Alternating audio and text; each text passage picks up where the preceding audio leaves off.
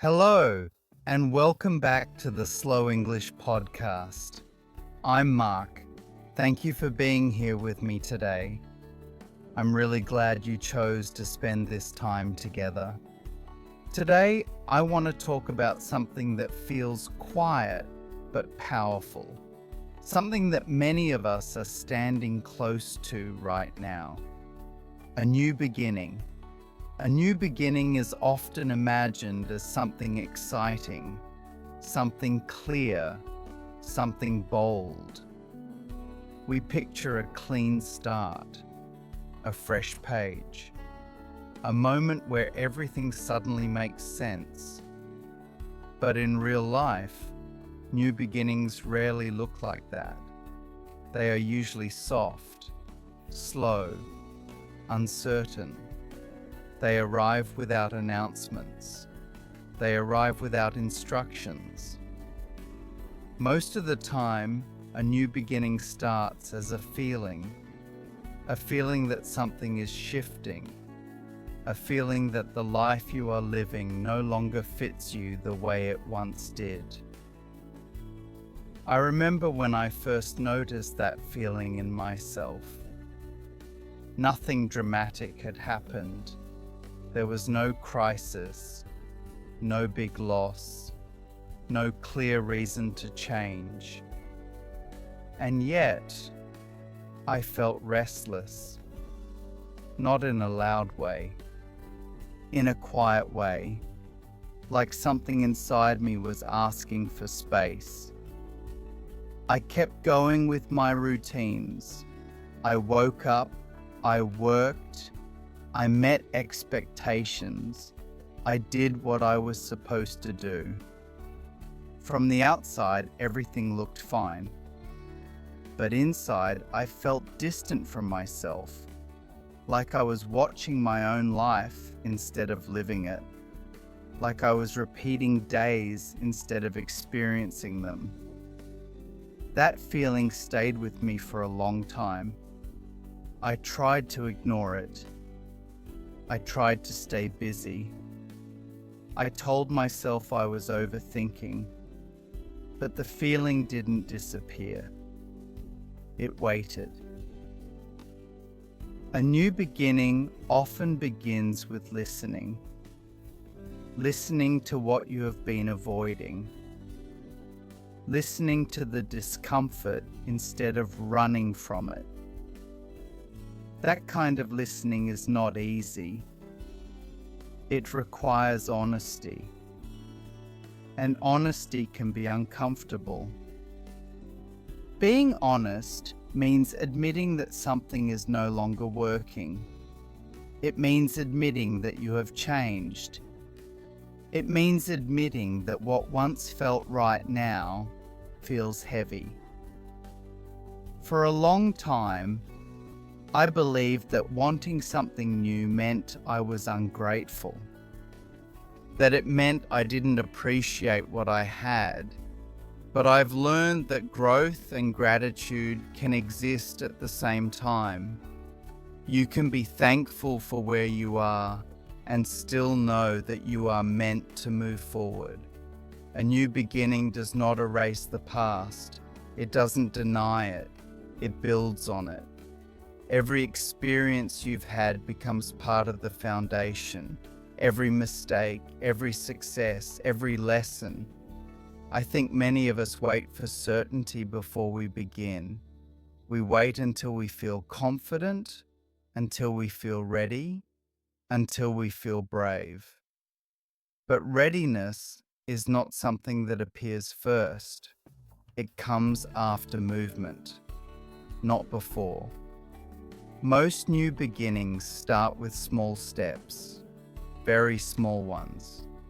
Steps that don't look impressive to anyone else. It might be changing how you spend your mornings. It might be setting a boundary for the first time. It might be saying no when you usually say yes.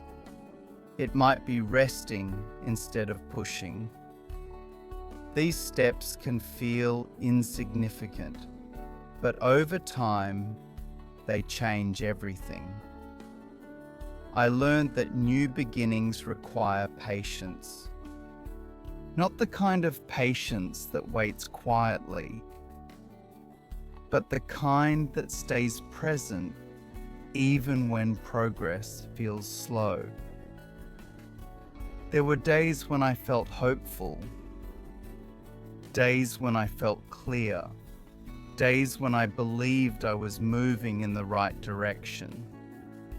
And there were days when I doubted everything, days when old habits pulled me back, days when staying the same felt easier than continuing. That doesn't mean the new beginning failed. It means the process is real. A new beginning is not a straight path. It moves forward, then pauses, then turns, then moves forward again. Sometimes it feels like nothing is happening, but even in those moments, something is changing beneath the surface. I've learned that fear often walks alongside new beginnings. Fear of failing, fear of being judged, fear of making the wrong choice. But fear is not a sign to stop. It's a sign that something matters. Courage is not the absence of fear. It's the decision to move forward while fear is still there. Another thing I've learned is that new beginnings often require letting go. Letting go of old versions of yourself. Letting go of expectations that no longer fit. Letting go of the need to please everyone. Letting go can feel like loss, even when what you're releasing no longer serves you. But making space is necessary, because something new cannot grow where everything is already full. A new beginning also asks for kindness. Kindness toward yourself, patience with your pace, forgiveness for your past choices. You're allowed to change your mind. You're allowed to take a different path. You're allowed to begin again. There is no age limit on growth. There is no deadline for becoming who you are meant to be. Some new beginnings are visible. A new job, a new place, a new chapter that others can see. Others are invisible. A shift in mindset, a quiet decision, a promise you make only to yourself.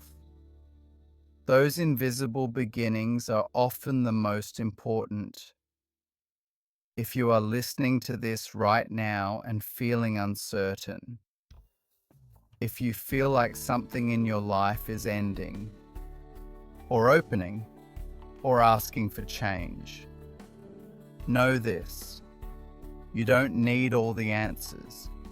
You don't need a perfect plan. You don't need to explain yourself. You only need to take the next gentle step, and then another one, in your own time. A new beginning is not about becoming someone else. It's about becoming more honest, more present, more aligned with who you truly are. It's about choosing yourself again and again, even when it feels uncomfortable, even when it feels slow. A new beginning is not one moment. It is a series of moments, a quiet unfolding, a gradual return to yourself. Thank you for staying with me in this long, slow reflection. Thank you for listening. Thank you for allowing space for something new. Until next time, this is Mark. Take care